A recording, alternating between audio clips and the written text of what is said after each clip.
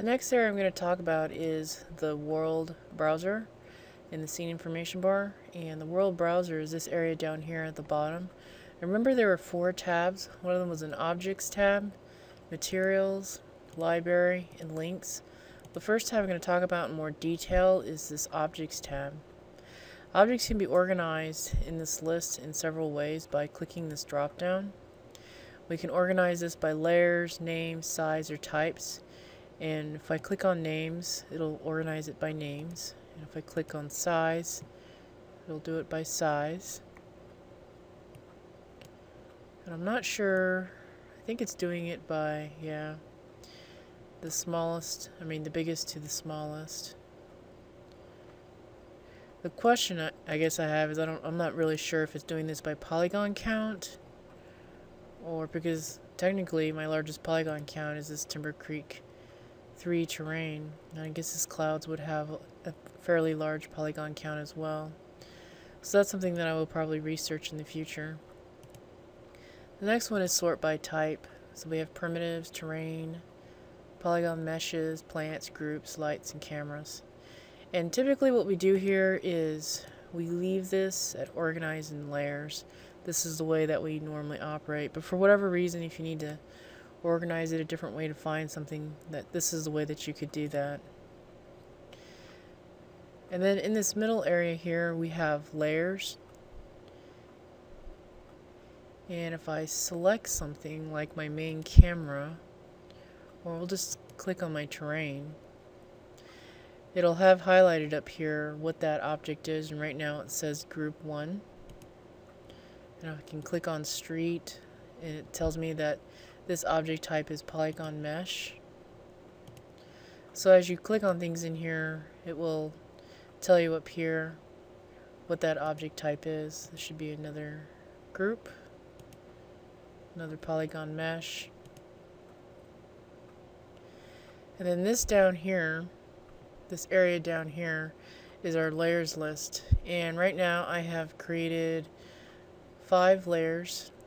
This is my terrain layer. I have a raster or a standard height field type terrain going on there.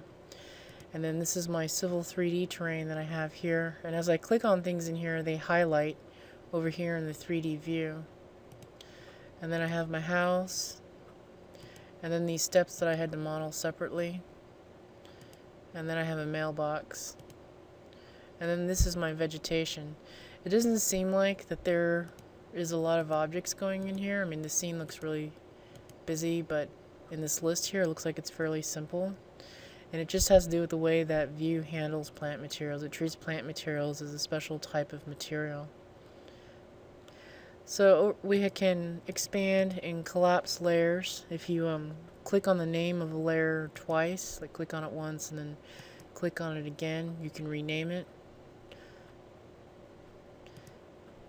And over here on the far right side, we have these little symbols, and right now these little symbols this is an eye, and then this one over here shows a closed eye. And basically what this means is this is active. And if I click on it, it will lock it. And if I click on it again, it will show a closed eye to indicate that it will hide itself from my 3D views. And a lot of times you may want to lock something because you don't want to accidentally move that object around. So let's just choose my house since it's in there, and if I choose lock and then click off, it turns gray, indicating that that object is now locked. You can't accidentally move it in the 3D views as you manipulate other objects. And if I choose hidden, it just completely disappears from my scene. Kind of an interesting effect. And then if I click it again, it'll turn it back on. So it's basically a toggle. You just click it 3 times. And then down here at the bottom we have a series of buttons. And if I click on this new layer button, it will create a new layer down here at the bottom, and I can select that layer. And you can tell which layer is active because it highlights it in red. So right now this layer 6 is active. If I want layer 1 active, all I have to do is just click on layer 1. So I'm going to click on layer 6 and say I don't want layer 6. Well, I can click this little trash can icon and it will delete layer 6 for me. And then these other buttons have to do with the object that you select. So I'll select my tree, And if you roll your mouse over it, a little help thing opens up. And if I click on that, the editor for the corresponding object type will open over here in the middle area.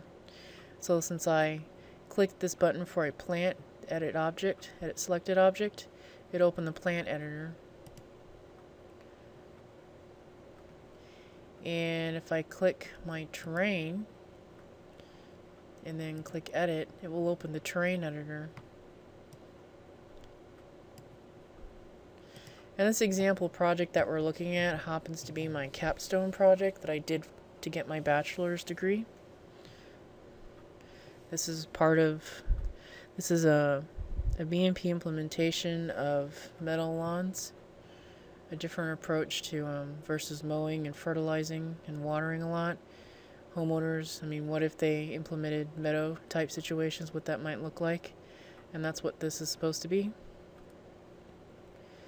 And then the other thing that we can do is we can right click on objects in our layer list and a context menu will open. And this will allow us to rename, save the object, edit the material of that object, change the material of that object, convert to light area, bake to polygons, replace by fit object. We have a bunch of options here that allows us to manipulate this object. And later, as we learn to view more and we manipulate objects here, we'll know everything that goes on in this menu pretty much by heart. So if I right click on this, we also have the ability to hide this from render. So when we go to render and we don't want the trees to show up in our render, we can do that. For whatever reason, we decide that this tree has really huge polygon count. I don't want it to render because it's making my scene take too long to render. We can hide that from render. So I'm going to select a different object. I'll select my terrain. And then we notice that we can export this selected object or we can edit the object graph. So if I click on that, it will actually open the function editor, and right now I don't have any special functions built for that terrain.